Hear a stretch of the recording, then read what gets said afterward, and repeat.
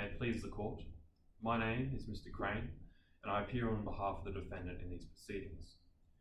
Your Honour, the defendant has been charged under Section 9, Subsection 1 of the Drugs Misuse Act, 2009. Now, Your Honour, the defendant is contesting the admissibility of three pieces of evidence which were gathered by Detective Senior Constable Targaryen in the search of my client's car on the 1st of June 2024. Those pieces of evidence are the real evidence of the denim jacket, which was embroidered with the Green Traders logo, the real evidence of the 250 grams of MDMA tablets, and the oral testimony of Detective Senior Constable Targaryen with respect to the search of the car. Your Honour, the main facts in issue is whether my client, the defendant, had unlawful possession of a dangerous drug, with namely MDMA. Now, Your Honour, as stated in the High Court in Goldsmith and Sandilands 2002, in volume 76 of the Australian Law Journal reports, starting at page 1024, and Your Honour, may I request permission to dispense with formal citations? Thank you, Your Honour. Evidence is only relevant if it could rationally affect, directly or indirectly, the assessment of the probability of a fact in issue in the proceeding. Your Honour, the fact which the Crown seeks to prove with reference to the denim jacket is whether my client is a member of the Green Traitors. That fact is not a main fact in issue. The defendant further submits that whether my client was in the Green Traitors or not is also not a collateral fact issue. The test from Goldsmith and Sandilands is whether or not membership of the Green Traitors is so related to unlawful drug possession by a person that according to the ordinary course of events, either taken by itself or taken with other facts, membership of the Green Traitors proves or makes probable the existence of unlawful drug possession. Your Honour, the defendant admits that membership of a group cannot simply meet the standard of relevance required by that test.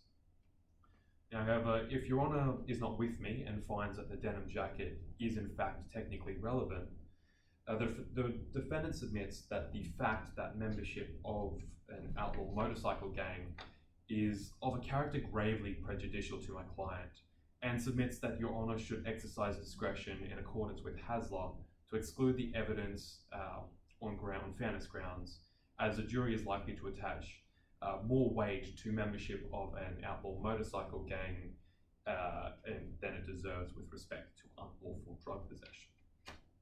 And Your Honour, may I take a moment to note that such a discretion as the fairness discretion outlined in Hasler and also the public policy discretion outlined in Bunnings and Cross have been protected in the Evidence Act 1977 Queensland in section 130, which allows the court to reject a piece of evidence where it would be unfair to the defendant to allow that evidence.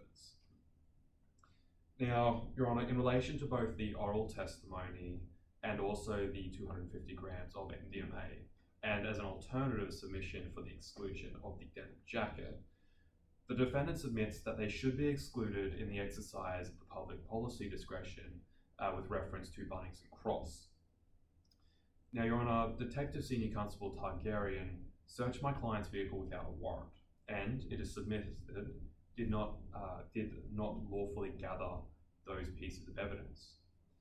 The Police Powers and Responsibilities Act 2002, sections 30 subsection 1 and section 31 subsection 1, give police, where they reasonably suspect possession of a dangerous drug, to stop a vehicle and search the vehicle for anything relevant to the circumstances which the occupants had been detained.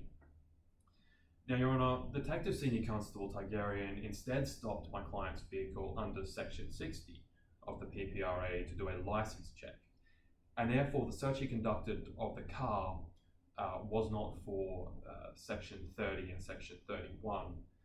Instead, Section 60 does not give Detective Senior Constable Targaryen the power to conduct the search without a warrant. So, Your Honour, as there was no power to conduct a search without a warrant, then the evidence which was gathered is technically unlawful. Now, Your Honour, Detective Senior Constable Targaryen has stated that he intended to use Section 60, not for the purpose of actually checking my client's license, but rather to further his investigation into the possible use of the vehicle to transport drugs. So, Your Honour, the officer deliberately breached the PPRA to further the secrecy of Task Force Minima's covert operations into looking into outlaw motorcycle gangs. Secondly, Your Honour, there was no pressing circumstances. The evidence was not about to be destroyed. In fact, it would not have been difficult for Detective Senior Constable Targaryen to exercise his powers in relation to sections 30 and 31 of the PPRA if he reasonably suspected that there were drugs in the vehicle. He could have quite easily utilised the correct powers and properly applied the law to gather the evidence lawfully. He simply chose not to.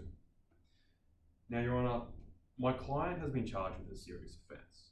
However, the defendant submits that with regard to the factors that I have outlined, and with reference to the Queen and Day, the public interest in the protection of my client from unfair treatment should prevail, because to do otherwise would encourage both other officers in Task Force Minima to employ the same strategies to gather evidence, and members of the police force more generally to flaunt the law in which they are tasked to uphold.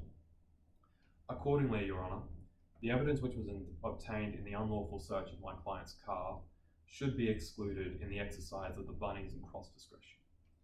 Unless I can assist the court any further, that concludes my submissions. Thank you, Your Honour.